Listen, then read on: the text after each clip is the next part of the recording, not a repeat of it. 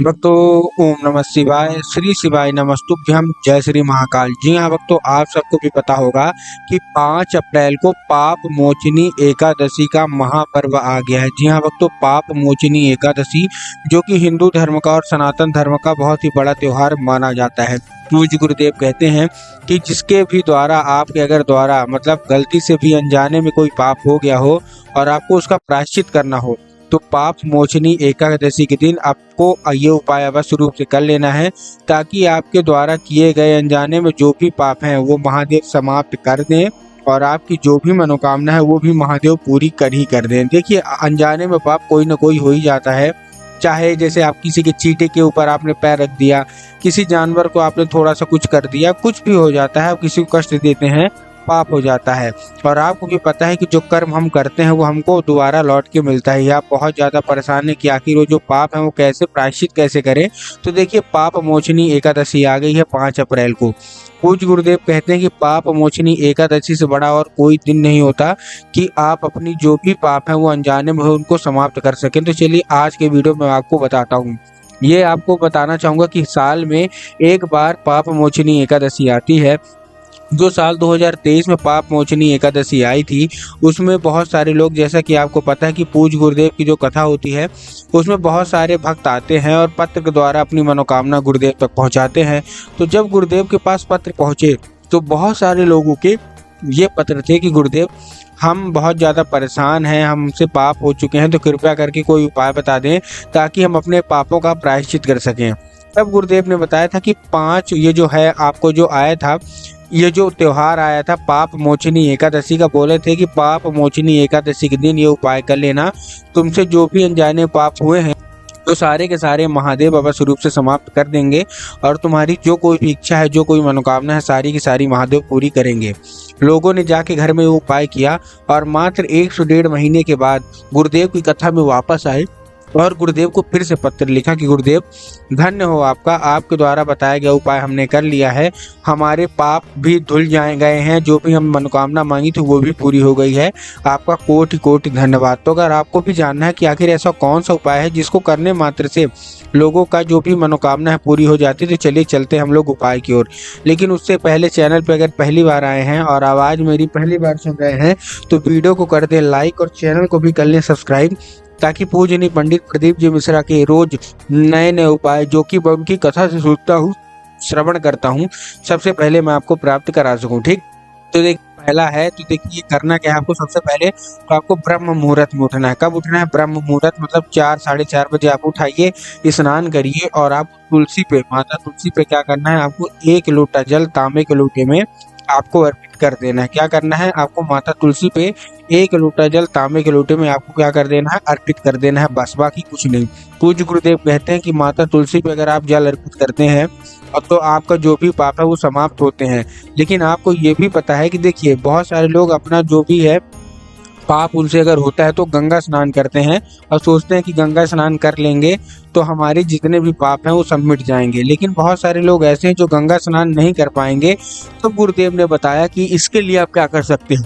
तो जो लोग सुन रहे हैं तो ध्यान से सुनिएगा। आपको करना क्या है, देखिए आपको इस उपाय में करना क्या है, आपको तुलसी की जो डंडी होती है ना वो ले लेनी है। क्या लेनी है?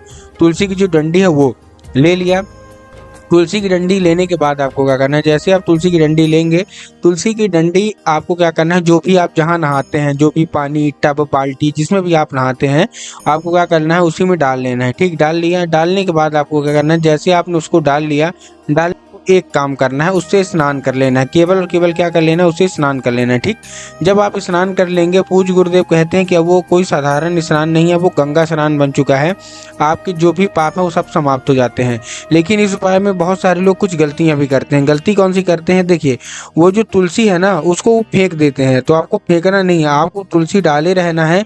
और जब आप नहा चुके, स्नान कर चुके, तो तुलसी की जो डंडी है वो लेनी है और डंडी लेने के बाद आपको क्या करना है, उसको पूजा घर, जहाँ भी आप लोग पूजा करते हैं, पाठ करते हैं, आपको पूजा घर में क्या कर देना है, रख देना है। ठीक, आपने रख दिया, बस।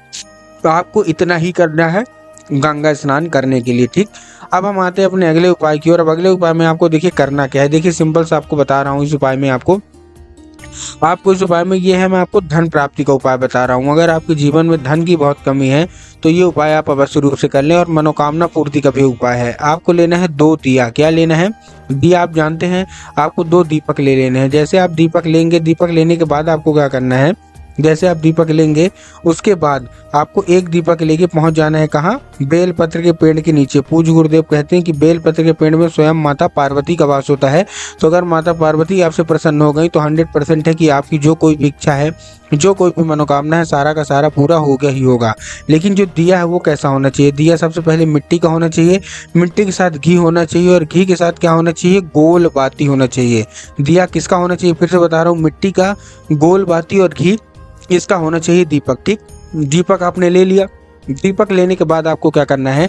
सबसे पहले पहुंचना है कहाँ? बेलपत्र के पेड़ के नीचे।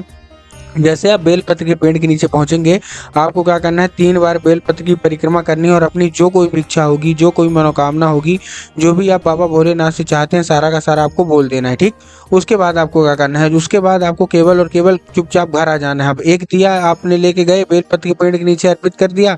अपनी मनोकामना मांगने के बाद वो जो दिया है वो बेलपत्र के पेड़ में आपको नीचे जड़ पे आपको रख भी देना है। ठीक, उसके बाद आप घर आइए। घर आने के बाद आपको क्या करना है?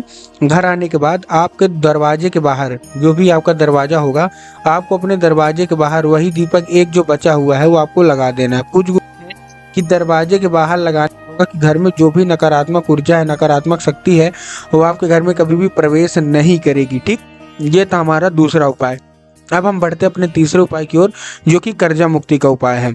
बहुत सारे लोगों के जीवन में कर्जा इतना ज़्यादा बढ़ चुका है तो कि कर्जा मुक्ति कैसे हो, अब हम उसके बारे में बात करते हैं। तो इस उपाय में आपको चाहिए 1 लोटा जल, 7 बेलपत्र। क्या क्या चाहिए? 1 लोटा जल चाहिए, 7 बेलपत्र चाहिए।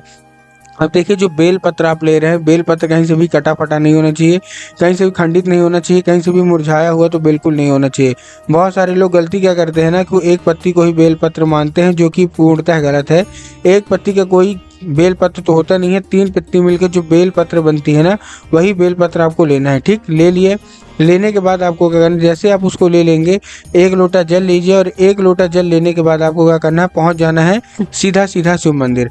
अब देखिए, जो लोग आधा अधूरा उपाय सुनते होंगे उनके दिमाग में क्या होगा, ठीक, हम शिव मंदिर पहुंच गए, शिव मंदिर पहुंचने के बाद हमको बाबा भोलेनाथ की शिवलिंग पर अर्पित कर देना है। नहीं, आपको बाबा भोलेनाथ की शिवलिंग पर अर्पित नहीं करना। आपको जो नंदी है ना, तो नंदी का एक पैर आगे का होता है, तो आपको नंदी के आगे वाले पैर में आपको नंदीश्वर महादेव का नाम लेके, कौन से?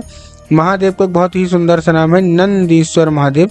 तो आपको नंदीश्वर महादेव का नाम लेके क्या कर देना है? चुपचाप अर्पित कर देना है और चुपचाप घर आ जाना है। पूज्य गुरुदेव कहते हैं कि नंदीश्वर महादेव का ये उपाय अगर आपने कर लिया तो मात्र 1 से 1.5 महीना लगेगा। आपका जितना भी कर्जा होगा, सारा का सारा, हाथी जैसा कर्जा भी होगा, सारा का सारा महादेव अवश्य रूप से समाप्त करेंगे ही करेंगे। और आपके जीवन में कभी भी दोबारा कोई भी तरह का कर्जा नहीं आएगा। तो उम्मीद करता हूँ आज का उपाय आपको समझ में आ गया होगा।